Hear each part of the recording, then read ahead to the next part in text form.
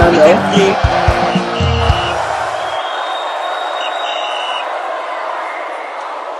Hello guys, thank you for staying with us and welcome back to the channel. Final wish to keep you fresh and informed concerning spotlight related stories. Of for pre and post match analysis and of course analysis. Always nice to have you. Yeah, it's always a pleasure. You can be part of this big family on all social media platforms on Facebook, X, Instagram, and of course our YouTube page at Final Whistle. Make sure you subscribe to the channel Final Whistle because Final Whistle is your go-to up-to-date spotlight related production team. Anyway, concerning the situation of Bafana, Super Eagles and everything, finally we have a green light from FIFA and they've opened an investigation into this scenario. Yes, so we are glad that finally, Finally. FIFA opens case against Tafa as regards the Mokoena situation. That's according to SABC, that's the South African Broadcasting Corporation. They've actually posted on their timeline. And whether this is coming from South Africa, not from Nigeria, because they say we are the pole position of pushing this thing. Now, according to SABC, they are saying FIFA has officially opened the disciplinary proceeding against South Africa Football Association and Bafana midfielder Teboho Mokoena. We know the Mokoena situation. We should not start narrating it. But as far as we are concerned, SAFA has not issued any public statement on this matter yet. But whatever it is, we are glad that they have finally opened investigation into it. Now, I knew official before now there have been serious uproar about they did not protest, they did not write anything. Lesotho did not protest, so that means they don't have a case. Now, who has actually protested for FIFA to open this case now? You know what we're talking about. You know when we come on here and say some of these things, some people think it's personal. But as far as it is now, to me, this group is open. It's not just for Nigeria. If the Benin can qualify. Even Rwanda can still qualify. So it is now in the hands of FIFA to do the necessary thing. As far as we are concerned, this is the right step in the right direction. It will happen. Officially, like I told you the last time. Just a matter of time. It is a matter of time. Time is not just the enemy of the coach. Time is the enemy of South Africans right now.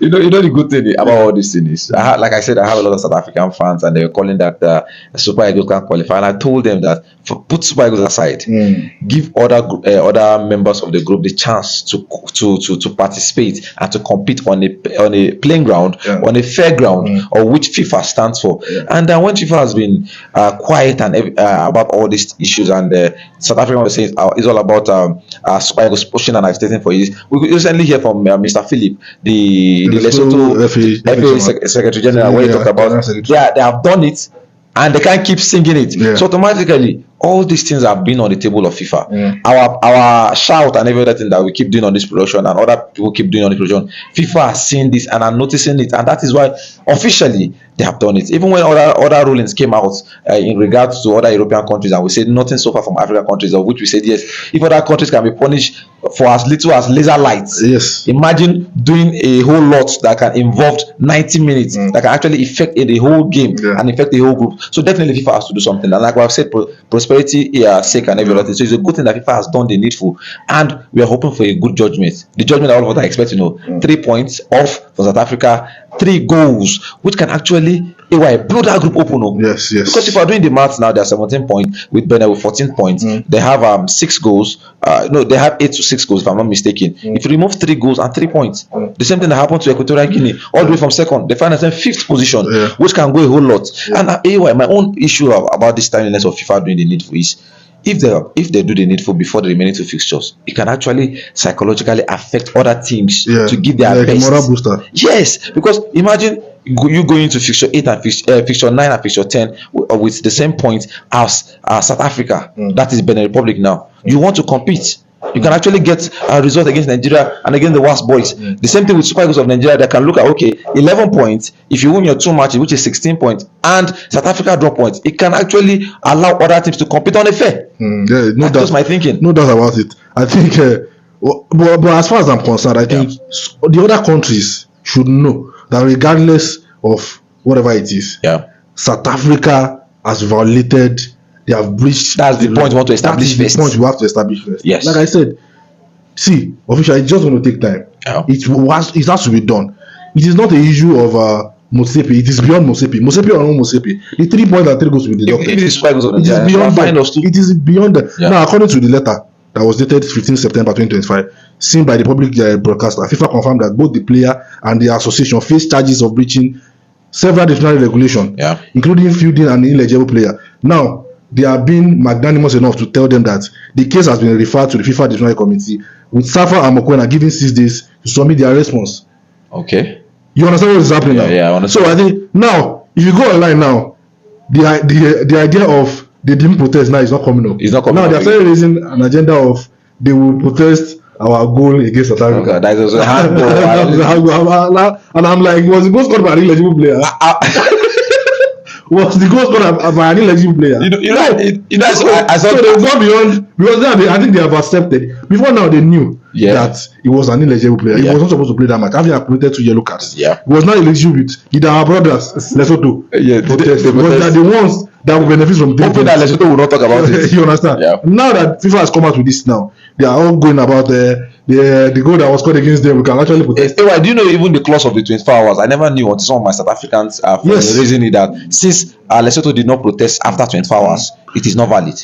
And the point you are raising now that the law is the law.